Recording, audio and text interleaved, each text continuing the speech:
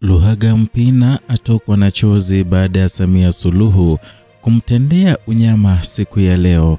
Ujambo na karibu. Mahakama Kuu Masjala Kuu ya Tanzania imepiga marufuku na kutupilia mbali kesi iliyowasilishwa na mgombea urais wa chama cha ACT Wazalendo Luhaga Mpina aliyekuwa akipinga uhalali wa uteuzi wa Tume Huru ya Taifa na Uchaguzi INEC. Uamuzi ulitolewa leo jioni Dodoma, umeibua hisia kali katika duru za kisiasa, huku wachambuzi wakisema ni hatua yenye athari kubwa katika mwelekeo wa uchaguzi mkuu Oktoba tarehe 29, huku wengi wakiona kwamba huenda Rais Samia Suluhu aliingiza mkono wake katika uamuzi wa kesi hiyo. Kesi hii ilisikilizwa mbele ya jopo la majaji watatu likiongozwa na Jaji Frederick Manyanda wakisaidiwa na majaji Sylvester Kainda na Abdalla Gonzi.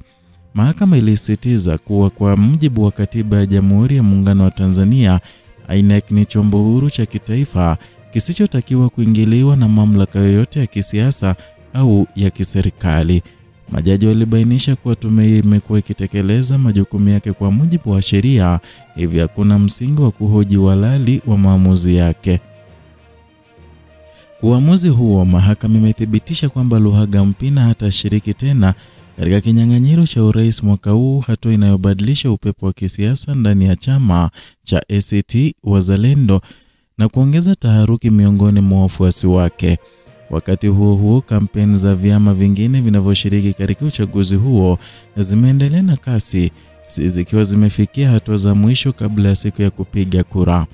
Wachambuzi wa masuala ya siasa wanasema kuwa hukumu hii ni ya kihistoria kwa kuwa inathibitisha uhuru wa tume ya uchaguzi na kuimarisha misingi ya kikatiba kuhusu usimamizi wa chaguzi nchini. Wanasema pia kuwa uamuzi huu unatoa funzo muhimu kwa wagombea wote kuhusu umuhimu wa kuheshimu taratibu za kisheria na kikatiba wakati wa kushiriki katika michakato ya kisiasa. Wataalamu wa sheria wameeleza kuwa mahakama imeweka rekodi ya kulinda heshima ya taasisi za uchaguzi dhidi ya mashinikizo ya kisiasa na ni jambo linaloimarisha imani ya umma katika uhuru wa vyombo vya dola. Uamuzi huu pia umeweka msingi wa wazi kwa namna ambavyo kesi za kisiasa zinavyohusu uchaguzi zinapaswa kushughulikiwa katika mazingira ya kisheria badala ya kisiasa. Hata hivyo, ndani ya ACT Wazalendo hali ya wasiwasi imetanda. Viongozi wa chama hicho wamesema wanapanga kupitia uamuzi huu kwa kina kabla ya kuamua hatua zinazofuata, zikiwemo uwezekano wa kukata rufaa.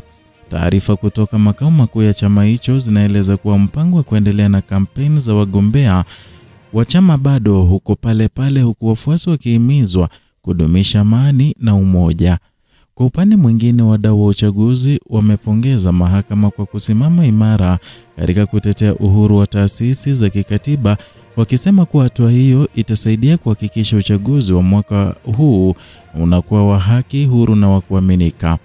Huku uchaguzi wa Oktoba tarehe 29 ukikaribia, hali ya kisiasa nchini Tanzania inazidi kupamba moto, wagombea wakiendelea kuzunguka nchi nzima kuomba kura na kuimarisha ushawishi wao katika siku za mwisho kabla ya kura kupigwa.